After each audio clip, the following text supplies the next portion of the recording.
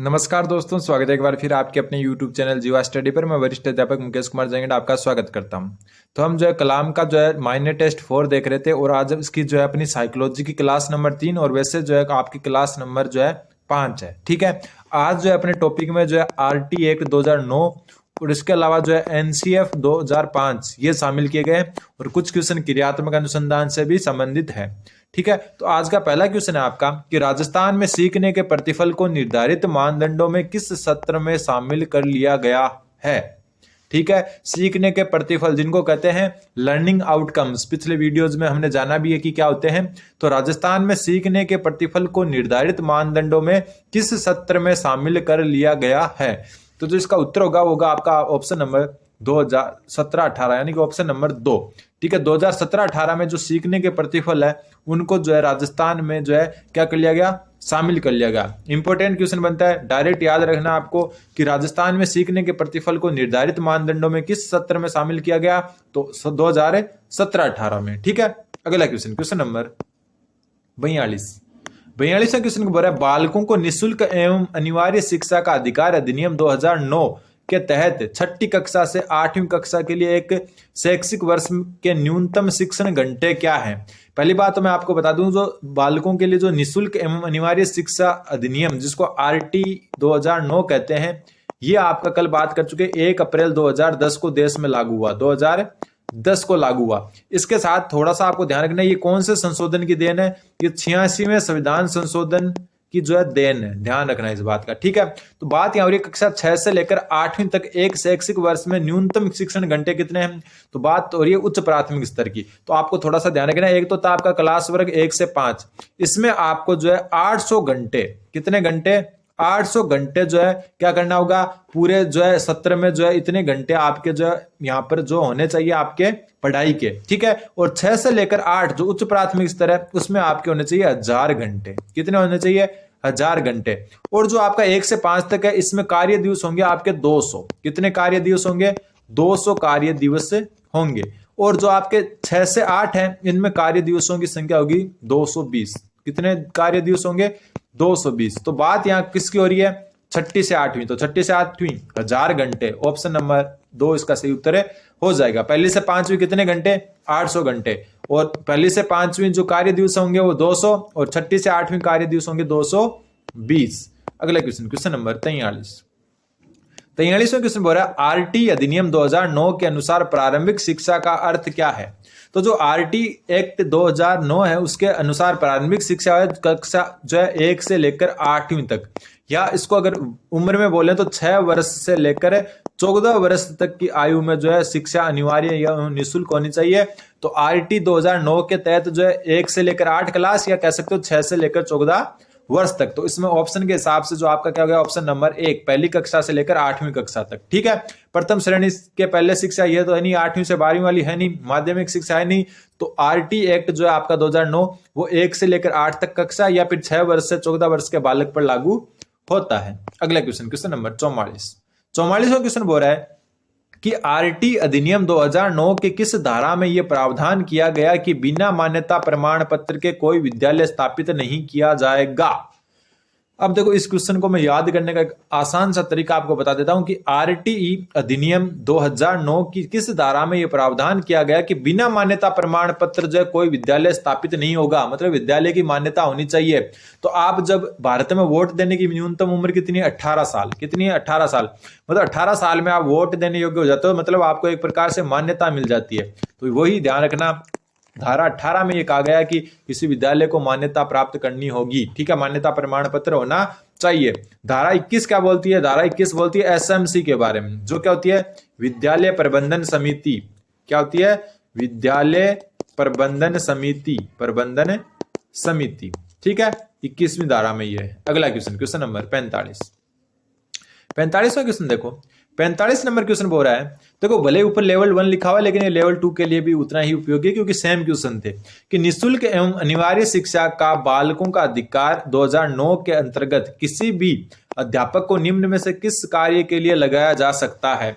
जो आपकी निःशुल्क एवं अनिवार्य शिक्षा अधिनियम 2009 है जिसको RT 2009 कहते हैं, उसके अंतर्गत जो है विद्यालय जो आपका जो अध्यापक होता है ना, उसको गैर शैक्षिक जो 27 कार्य है ना, कितने 27 कार्यों के लिए प्रतिबंध किया, लेकिन कुछ कार्यों के लिए जो है उनको जो है अनुमति है और उनको लगाया जा सकता है। उसमें जो है सबसे पहले कौन सा है, आवारा पशुओं की गणना के लिए तो ये तो नहीं लगाया जा सकता, ठीक है। 27 जो गैर शैक्षिक कार्य है ना, गैर शैक्षिक कार्य उनको प्रतिबंध भी किया गया, ध्यान रखना, गैर शैक्षिक कार्यों को प्रतिबंध किया गया है, तो आपको नंबर ध्यान रखना 27।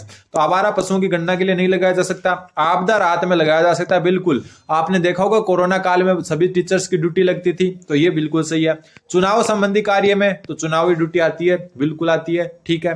फिर टीकाकरण कार्यक्रम में नहीं लगाया जा सकता। एक चौथा, सॉरी, दो तो ये हो गए, तीसरा एक कार्य और ध्यान रखना आप, जनगणना में। कौन सी में? जनगणना में। तो बस ये 3 ही कार्य जो है इनको अलाउ किए गए हैं, एक तो आपदा राहत में, चुनाव संबंधी और जनगणना में। तो उत्तर क्या हो जाएगा आपका? ऑप्शन नंबर 2 व 3। तो ऑप्शन नंबर 2 व 3 इसका सही उत्तर हो जाएगा। अगला क्वेश्चन, क्वेश्चन नंबर 46। क्वेश्चन 46 क्या बोल रहा है आपका कि शिक्षा का अधिकार अधिनियम 2009 में एक अध्यापक को निम्न में से किस दायित्व को पूरा करना होगा? ठीक है, निम्न में से किस दायित्व को जो है पूरा करना होगा? वापस देखें यहाँ पे, शिक्षा का अधिकार अधिनियम 2009 में निम्न में से जो है किस दायित्व को जो है पूरा करना होगा? तो सबसे पहले है आपका कि प्रत्येक बालक के शिक्षा ग्रहण करने के सामर्थ्य का निर्धारण करना, तो बिल्कुल सही है। फिर माता पिता और संरक्षकों के साथ नियमित बैठकें करना और बालक की प्रगति के बारे में उन्हें अवगत करवाना, बिल्कुल सही है। संपूर्ण पाठ्यक्रम को निर्धारित समय पर पूरा करना, बिल्कुल सही है। इसके अलावा जो है आपका ध्यान रखना, नियमित जो है स्कूल आना व समय पर स्कूल आना। किस पर? समय पर स्कूल आना, यह भी जो है इनके दायित्व में वर्णित किया गया। तो उत्तर हो जाएगा आपका इनमें से सभी। अगला क्वेश्चन, क्वेश्चन नंबर 47वां क्वेश्चन बोल रहा है कि शिक्षा का अधिकार अधिनियम 2009 के लिए कौन सा कथन सत्य नहीं है? ठीक है, सत्य नहीं बताना है। और आपको ये पीडीएफ वगैरह चाहिए तो आप टेलीग्राम ग्रुप का लिंक दिया गया डिस्क्रिप्शन में, जाकर जुड़ सकते हैं और मेरे को जो है पर्सनल मैसेज कर सकते हो, जहां पर मैं आपको जो है अगर मेरे पास उपलब्ध होगी तो जरूर आपको जो है जो भी मटेरियल आपको चाहिए वो उपलब्ध करवा दूंगा। ठीक है, सबसे पहले कि आरटी 2009 है उसके में सत्य कथन नहीं है। सबसे पहले 14 से 18 वर्ष के प्रत्येक बालक के निःशुल्क अनिवार्य शिक्षा, तो ऊपर अपन बात कर चुके कि जो है यहाँ कहां से 6 से लेकर 14 वर्ष के बच्चों के लिए, ये किससे? 6 से 14 वर्ष के, तो पहला ही गलत हो गया। तो उत्तर क्या हो जाएगा आपका? पहला हो जाएगा। दूसरा देखो, विद्यालय प्रबंधन समिति का प्रावधान, तो ये आपको पता है ये कौन सी धारा में है? 21वीं धारा में। ठीक है, इसके अलावा प्राथमिक शिक्षा के लिए राष्ट्रीय आयोग का गठन, तो ये भी जो है आपका आरटी में जो है मेंशन है कि जो प्राथमिक शिक्षा है उसके लिए एक राष्ट्रीय आयोग का गठन किया जाएगा। फिर अध्यापक के लिए प्रति सप्ताह न्यूनतम 45 घंटों का जो है कार्य, ये भी बिल्कुल सही है। और ये का क्वेश्चन अपन कल वाले वीडियो में कर चुके हैं कि अध्यापक के लिए प्रति सप्ताह न्यूनतम जो है 45 घंटे का कार्य जो है आरटी में अनिवार्य किया गया है। तो कौन सा गलत है? ऑप्शन नंबर 1, क्योंकि ये 6 से लेकर 14 वर्ष के बच्चों और पहली से लेकर 8वीं क्लास के लिए जो है लागू किया गया है। अगला क्वेश्चन, क्वेश्चन नंबर 48वां क्वेश्चन बोल रहा है आपके कि आरटी अधिनियम 2009 के अनुसार उच्च प्राथमिक विद्यालयों के लिए विद्यार्थी अध्यापक अनुपात क्या होना चाहिए? तो अब देखो इस क्वेश्चन, ठीक है, क्वेश्चन है कि आरटी अधिनियम 2009 के अनुसार उच्च प्राथमिक विद्यालयों के लिए विद्यार्थी अध्यापक अनुपात क्या होना चाहिए? इंपॉर्टेंट क्वेश्चन, क्योंकि रिपीट हो चुका है कई बार, तो ध्यान रखना इस क्वेश्चन का जो उत्तर होगा आपका 35:1, यानी कि प्रत्येक 35 छात्र पर क्या होना चाहिए?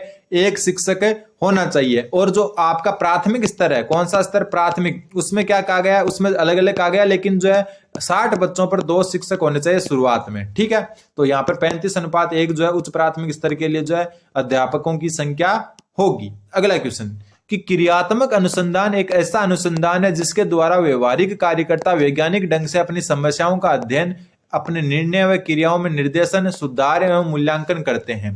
तो देखो क्रियात्मक अनुसंधान क्या होता है, कल बात कर चुके हैं कि क्रियात्मक अनुसंधान होता है कि जो भी रोजमर्रा की जो समस्या आती है ना, जो जरूरी नहीं है कि कोई गंभीर समस्या हो, जो रोजमर्रा की समस्या होती है ना, रोजमर्रा की समस्या विद्यालय में, उनको जो है उनके ऊपर जो अध्ययन करके उनके जो है थोड़ी सी क्या कमियां रह रही है, क्या नहीं कर रही, उसका जो है दूर करना, उनका निराकरण करना ही क्या क्रियात्मक अनुसंधान है।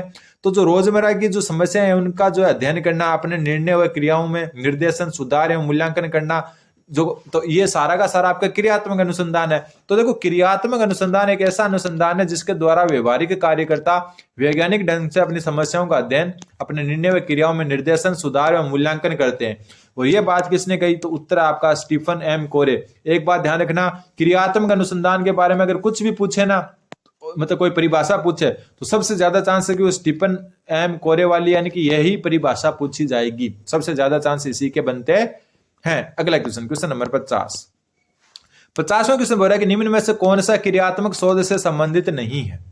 सबसे पहले, क्रियात्मक शोध नियम बनाने में सहायता करता है। बिल्कुल, आपको विद्यालय में रोजमर्रा की कोई समस्या या जो है किसी विशिष्ट समस्या में कोई विशिष्ट समस्या आ रही है, तो उसके लिए जो नियम बनाने में सहायता करता है, तो बिल्कुल करता है। ये सैद्धांतिक समस्याओं के समाधान करने में सहायक है, तो बिल्कुल ये सैद्धांतिक समस्याओं के समाधान करने में सहायक है। त्वरित चिंताजनक समस्याओं के ऊपर ये केंद्रित होता है? बिल्कुल नहीं, ये केंद्रित किसी पर नहीं होता, ये रोजमर्रा की सामान्य समस्याओं पर ही केंद्रित होता है। रोजमर्रा की सामान्य समस्याओं पर ही केंद्रित होता है। तो उत्तर हो जाएगा इसका ऑप्शन नंबर 1 व 2, क्योंकि तीसरा जो है इसका गलत है। अगला क्वेश्चन, क्वेश्चन नंबर 51वां क्वेश्चन बोल रहा है कि क्रियात्मक अनुसंधान के महत्व के बारे में निम्न में से कौन सा कथन सत्य नहीं है? क्रियात्मक अनुसंधान के महत्व के बारे में निम्न में से कौन सा कथन सत्य नहीं पूछा है? समस्या हमारी, हल भी हमारा, और यही क्रियात्मक अनुसंधान का मूल आधार है। तो बिल्कुल, समस्या भी अपनी है और हल भी अपना है। मतलब कोई भी रोजमर्रा की समस्या जो विद्यालय में आ रही है आपके, उसका वो समस्या तो अपनी है और हल भी क्या कर रहे हैं? अपन ही कर रहे हैं क्रियात्मक अनुसंधान द्वारा। तो ये बिल्कुल सही है। फिर इसमें समस्याओं का हल अभ्यास में लाया जाता है और उसका मूल्यांकन किया जाता है, तो बिल्कुल सही बात है। जो भी समस्या होती है उसको अभ्यास में लाया जाता है, मतलब उसको जो है एकदम ट्रेंडिंग में ऊपर, एकदम जो है सबसे ऊपर रखा जाता है, और फिर जो है उसका जो है मूल्यांकन किया जाता है कि क्या समस्या किस कारण से आ रही है। फिर विद्यालय में व्याप्त यांत्रिकता व रूढ़िवादिता के वातावरण को बढ़ाने में सहायक है। तो मैं आपको पहले कर चुका कि कोई भी नेगेटिव बात जो है साइकोलॉजी में लागू नहीं होती है, और यहाँ नहीं पूछा है तो ये नेगेटिव बात है, तो यही उत्तर होगा इसका। ठीक है, जो आपका क्रियात्मक अनुसंधान है ना, वो यांत्रिकता व रूढ़िवादिता को क्या करता है? कम करता है। क्या करता है? कम। तो बढ़ाने में सहायक नहीं है। इसमें समस्याओं का हल शीघ्रता से प्राप्त हो जाता है, तो बिल्कुल सही बात है। इसमें समस्याओं का जो हल है वो शीघ्रता से प्राप्त हो जाता है। तो उत्तर क्या होगा इसका? ऑप्शन नंबर 3, क्योंकि रूढ़िवादिता और जो यांत्रिकता है उसको बढ़ावा देने में सहायक नहीं, उसको कम करने में सहायक होता है। ध्यान रखना। अगला क्वेश्चन, क्वेश्चन नंबर 52वां क्वेश्चन क्या बोल रहा है कि क्रियात्मक अनुसंधान का उद्देश्य क्या है? क्रियात्मक अनुसंधान का उद्देश्य क्या है? तो देखो, क्रियात्मक अनुसंधान का उद्देश्य क्या है, तो जो इसका उत्तर है वो मेरे हिसाब से थोड़ा सा इनमें से सभी भी हो सकता है, लेकिन जो आपकी क्रियात्मक अनुसंधान का जो उद्देश्य है वो मुख्य रूप से कौन सा होता है? Option number 3। कौन सा? न्यादर्श या प्रतिदर्श या नमूना का चयन उद्देश्य के अनुरूप होना। मतलब जो भी समस्या है उसका जो अगर आप नमूना ले रहे हो ना, उसका चयन उद्देश्य के अनुरूप होना जो है इसका मुख्य उद्देश्य माना गया है। कुछ गलती हो जाए तो आप कमेंट करके जरूर सुधार सकते हो कि सर आपने ये गलत बता दिया, इसका ये हो सकता है। आपके सारों के सुझाव यहाँ आमंत्रित है, क्योंकि कई बार क्या होता है बोलते समय गलतियां हो जाती है। कई बार हम जो है बोलना कुछ चाहते हैं, सन अलग निकल जाती है। कई बार क्या होता है 2015 की जगह 1915 निकल जाता है, 1915 की जगह 2015 निकल जाता है। तो वो छोटी मोटी अगर कोई गलतियां हो जाए तो वो आप जो जरूर मेरे को कमेंट करके बता देना कि आपने इस क्वेश्चन में इस हिसाब से जो है कुछ गलत है बता दिया। तो ध्यान रखना, इंपॉर्टेंट क्वेश्चन है कि क्रियात्मक अनुसंधान का उद्देश्य क्या है? न्यायादर्श या जो आपका जो नमूना ले रहे हो ना आप समस्या का, वो उद्देश्य के अनुरूप होना चाहिए। अगला क्वेश्चन, क्वेश्चन नंबर 53। ये क्वेश्चन बहुत अच्छा है। 53वां क्वेश्चन बोल रहा है कि निम्न में से कौन सा राष्ट्रीय पाठ्यचर्या 2005, जिसको एनसीएफ 2005 कहते हैं ना अपन, उसके जो है मार्गदर्शक सिद्धांत नहीं है। और एनसीएफ 2005 यशपाल समिति की सिफारिश पर आया था। प्रोफेसर यशपाल समिति और यशपाल समिति, और इन्होंने जो रिपोर्ट दी थी कब दी थी? 1993 में। और इस रिपोर्ट का नाम था आपका शिक्षा बिना बोझ के, शिक्षा बिना बोझ रिपोर्ट। शिक्षा बिना, एक मिनट सही लिख देता हूं, शिक्षा बिना बोझ। ठीक है, और ये रिपोर्ट जो है आपको जो है क्या थी? एक रिपोर्ट थी। तो प्रोफेसर यशपाल समिति जिन्होंने एनसीएफ 2005 की जो अवधारणा दी, 1993 में इसका गठन किया गया था। और जो है इसका जो रिपोर्ट थी उसका नाम था शिक्षा बिना बोझ। ठीक है, तो इसमें पूछा है कि जो एनसीएफ 2005 है उसमें मार्गदर्शक सिद्धांत कौन सा नहीं है? सबसे पहला, ज्ञान को स्कूल के बाहर के जीवन से जोड़ना। बिल्कुल, ज्ञान जो है उसको स्कूल के बाहरी जीवन से जोड़ना भी जो है इसका एक उद्देश्य था। बिल्कुल। परीक्षा को अधिक कठोर बनाना तथा कक्षा की गतिविधियों से जोड़ना, तो परीक्षा को कठोर बनाना नहीं था, परीक्षा को लचीला बनाना इसका मुख्य उद्देश्य था। क्या था? लचीला बनाना। तो ये इसका सही उत्तर है, हो जाएगा, क्योंकि नहीं पूछा है तो परीक्षा को कठोर नहीं बनाना, क्या बनाना है? लचीला बनाना है। फिर अधिगम रटंत प्रणाली से मुक्त हो यह सुनिश्चित करना, तो बिल्कुल सही बात है। रटंत प्रणाली, रटने की जो प्रणाली है उसको क्या है? कम करना या बंद करना। ठीक है, रटन प्रणाली का जो विरोध किया था किसने? एनसीएफ 2005 ने। फिर पाठ्य पुस्तक केंद्रित रहने की बजाय बच्चों के समग्र विकास के लिए समर्थ पाठ्यचर्या प्रदान करना, तो ये भी बिल्कुल सही है। मतलब आप सिर्फ किताबी तक सीमित ना रहो, आप जो ऐसी पाठ्यचर्या का निर्माण करो जो बच्चों के समग्र विकास, शैक्षिक के साथ सह शैक्षिक विकास की भी जो है उस वो जो है पूरी जो है पूर्ति कर सके, ऐसी पाठ्यचर्या का निर्माण किया जाए। तो ये भी सही है। तो उत्तर हो गया आपका ऑप्शन नंबर 2, क्योंकि परीक्षा को लचीला बनाना जो है इसका उद्देश्य था। अब एनसीएफ 2005 किस पर बल देता है? तो एनसीएफ 2005 बल देता है आपका करके सीखने पर। किस पर बल देता है? करके सीखने पर। रटने पर तो दे नहीं सकता, समस्या हल करने पर ये हो सकता है, लेकिन जो मुख्य उद्देश्य जो है इसका क्या है? करके सीखने का। मतलब कोई बालक है उसको करने दो कोई चीज, तब वो ज्यादा सीखेगा। अगला क्वेश्चन, क्वेश्चन नंबर 55वां क्वेश्चन बोल रहा है कि भारत में शिक्षा की सामाजिक संदर्भ से संबंधित चुनौतियों से निपटने के लिए एनसीएफ 2005 में किस बिंदु पर विचार विमर्श नहीं किया गया? बात क्या हो रही है कि भारत में शिक्षा की सामाजिक संदर्भ से संबंधित चुनौतियों से निपटने के लिए एनसीएफ 2005 में किस बिंदु पर विचार नहीं किया गया? तो पहला ऑप्शन देखो, ज्ञान की अवधारणा को संकुचित करना।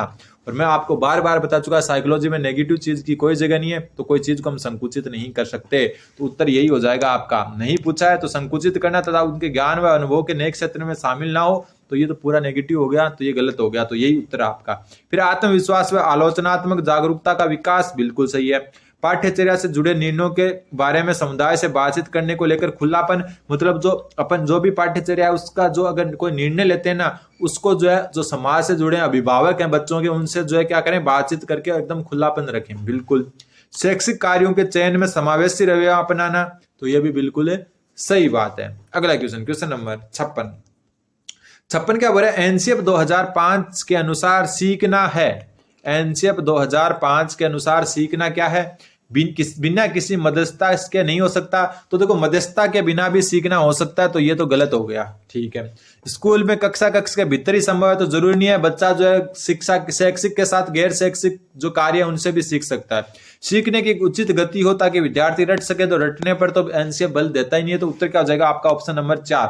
स्कूल के भीतर व बाहर दोनों जगह ये प्रक्रिया चलती रहती है। ठीक है। और इसका उद्देश्य भी यह है कि जो आपका कक्षा का ज्ञान है उसको बाहरी ज्ञान से जोड़ना। तो ठीक है। तो एनसीएफ 2005 का कहता है कि जो आपका सीखना है या अधिगम है ना, वो स्कूल के भीतर व बाहर दोनों जो तरह है या दोनों जगह क्या है? चलता रहता है। अगला क्वेश्चन, क्वेश्चन नंबर 57वां क्वेश्चन बोल रहा है कि राष्ट्रीय पाठ्यचर्या रूपरेखा 2005 में शांति शिक्षा, ध्यान रखना, शांति शिक्षा। शांति शिक्षा का मतलब क्या हो गया? एक प्रकार से धार्मिक सद्भावना, यानी कि सभी धर्म एक समान है, इस प्रकार की शिक्षा को शांति शिक्षा कह सकते हो अपन। तो जो एनसीएफ 2005 है उसमें शांति शिक्षा को बढ़ावा देने के लिए कुछ क्रियाओं की अनुशंसा की गई है। पाठ्यक्रम रूपरेखा में निम्न में से किसे सूचीबद्ध किया गया है? तो इसके लिए जो बहुत कुछ किया गया है। सबसे पहले इसमें इसके लिए कहा गया है कि एक रीडिंग रूम की स्थापना की जाए। किसकी?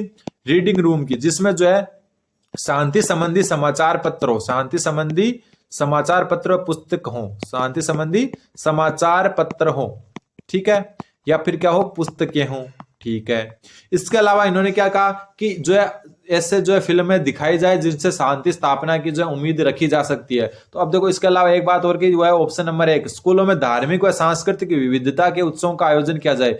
बात यहाँ विविधता से हो रही है, मतलब हर धर्म का त्योहार जो है विद्यालय में उत्सव के रूप में मनाया जाए ताकि शांति शिक्षा को बढ़ावा मिल सके। शांति शिक्षा एक प्रकार से धार्मिक शिक्षा भी कह सकते हो आप। तो स्कूल में धार्मिक व सांस्कृतिक विविधता के उत्सवों का आयोजन करना चाहिए, हर धर्म के जो उत्सव का आयोजन करना चाहिए ताकि जो है शांति शिक्षा को बढ़ावा मिल सके। तो बात यहाँ शांति शिक्षा की हो रही है। बाकी सब जो है वो भी एक प्रकार से जो है ठीक है, लेकिन जो है बात एनसीएफ 2005 में सिर्फ जो है ऑप्शन नंबर 1 की गई है। अगला क्वेश्चन, क्वेश्चन नंबर 58 58वां क्वेश्चन क्या बोल रहा है? अब देखो ये क्वेश्चन थोड़ा सा आपके लिए अच्छा हो सकता है कि समावेश शब्द का मतलब विशेष शैक्षिक आवश्यकता वाले बच्चों को नियमित कक्षा कक्ष में शिक्षित करना, कितने समय के लिए? तो देखो समावेशी जो शिक्षा होती है ना, कौन सी शिक्षा? समावेशी शिक्षा, नाम ध्यान रखना, समावेशी शिक्षा।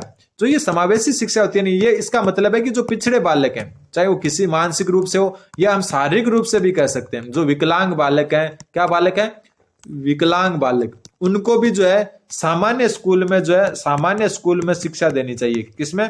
सामान्य स्कूल में। इससे क्या होगा? इससे उन बच्चों को ये लगेगा कि जो है मेरी जो ये कमियां है ना, वो जो है भले ही कमियां हैं लेकिन मैं और बच्चों के क्या हूं? बराबर ही हूं, और बच्चों के क्या हूं? समान ही हूं। तो बच्चों को जो है ये फील ना हो कि जो है मेरे में ये कमी है, मैं विकलांग हूं तो मेरे को अलग से रख रखा है, ऐसा फील नहीं हो। इसके लिए क्या किया गया समावेशी शिक्षा में कि विशेष शैक्षिक जो आवश्यकता वाले बच्चे हैं ना, उनको जो पूरा समय नियमित शिक्षित जो है कक्षा कक्ष में ही रखना चाहिए, ताकि उनको जो है ये ना लगे कि औरों से अलग रख रखा है, उनको ये लगे कि मैं भी इनकी तरह सामान्य ही हूं। तो ऑप्शन क्या होगा? पूरा समय। अगला क्वेश्चन, क्वेश्चन नंबर 59वां क्वेश्चन बोल रहा है कि राष्ट्रीय पाठ्यचर्या रूपरेखा 2005 के अंतर्गत परीक्षा सुधारों में निम्न में से किस सुधार को सुझाया गया? सबसे पहले खुली पुस्तक परीक्षा, तो बिल्कुल सही बात है। खुली पुस्तक परीक्षा मतलब एकदम जो है आपके जो है आप कह सकते हो दैनिक जीवन से संबंधित क्वेश्चन पूछे, एकदम जो है बच्चा खुल के जो है अपने मन से जो भी जवाब उसके लिए बनता है वो दे। ठीक है। फिर सतत एवं निरंतर एवं व्यापक मूल्यांकन, जिसको सीसी कहते हैं, तो ये भी बिल्कुल सही है, सतत एवं व्यापक मूल्यांकन। फिर ग्रेड प्रणाली की जगह अंक प्रणाली, तो ये गलत है। क्यों? उल्टा है ये, अंक प्रणाली की जगह ग्रेड प्रणाली को प्रोत्साहन दिया, अंक की जगह किसको? ग्रेड को प्रोत्साहन दिया। तो उत्तर हो जाएगा आपका ऑप्शन नंबर 3, 1 व 2। इसके अलावा एक बात और देखना, इन्होंने क्या बोला कि 10वीं परीक्षा में 10वीं क्लास है उसमें बोर्ड परीक्षा ऐच्छिक कर दो, मतलब जिसकी इच्छा होगी वो बोर्ड परीक्षा देना चाहता है दे, वरना ना दे। ये भी जो है थोड़ा सा इंपॉर्टेंट बनता है कि परीक्षा सुधारों का जो हुआ था ना, उसमें जो है एनसीएफ 2005 कहता है कि आप 10वीं बोर्ड को ऐच्छिक कर दो, कि कोई बच्चा जो है अपनी इच्छा से दे सकता है बोर्ड, वरना नहीं देना चाहे तो नहीं भी दे सकता है। तो ये भी इसमें सुझाया गया था। और आज का लास्ट क्वेश्चन कि एनसीएफ 2005 के अनुसार कक्षा 8वीं के छात्रों के लिए कुल गृह कार्य की समय कितना होना चाहिए? मतलब एनसीएफ 2005 के अनुसार कक्षा 8वीं के छात्र के लिए कुल गृह कार्य की समय सिफारिश है। तो देखो गृह कार्य के लिए इन्होंने क्या कहा है कि जो कक्षा 1 से 2 है ना, कक्षा 1 से 2, 1 और 2 मान लो, इनको कोई भी गृह कार्य नहीं देना, कोई भी गृह कार्य नहीं देना है। फिर कक्षा 3 से 5, 3 से 5 को जो है आप ध्यान रखना, सिर्फ और सिर्फ 1 घंटा, सॉरी सिर्फ और सिर्फ 2 घंटा प्रति सप्ताह, कितना? 2 घंटा प्रति सप्ताह, मतलब सप्ताह में जो है प्रति सप्ताह, मतलब पूरे सप्ताह में जो है कितना देना है? सिर्फ 2 घंटे। और कक्षा 1 और 2 को तो गृह कार्य देना ही नहीं है। 3 से 5 वाली को 2 घंटा प्रति सप्ताह, और 6 से लेकर 8 तक जो क्लासें हैं उनको 2 घंटे, सॉरी 1 घंटा प्रतिदिन, कितना? 1 घंटा प्रतिदिन देना है। तो उत्तर क्या हो जाएगा? कक्षा 6 से 8, तो 8वीं कक्षा का पूछा है तो 1 घंटा प्रतिदिन। तो यह आपका जो है माइनर टेस्ट 4 कंप्लीट हो चुका है। फिर हम अगली क्लास में देखेंगे माइनर टेस्ट 5, वो संडे को होने वाला है। तब तक अपन जो है पीछे के पेपर्स आए हुए हैं उनको सोल्व करेंगे। तो आप चैनल जीवा स्टडी को सब्सक्राइब कर सकते हो और टेलीग्राम ग्रुप से भी जाकर जुड़ सकते हो, जिसका डिस्क्रिप्शन में लिंक दिया हुआ है। धन्यवाद, बने रहें जीवा स्टडी के साथ।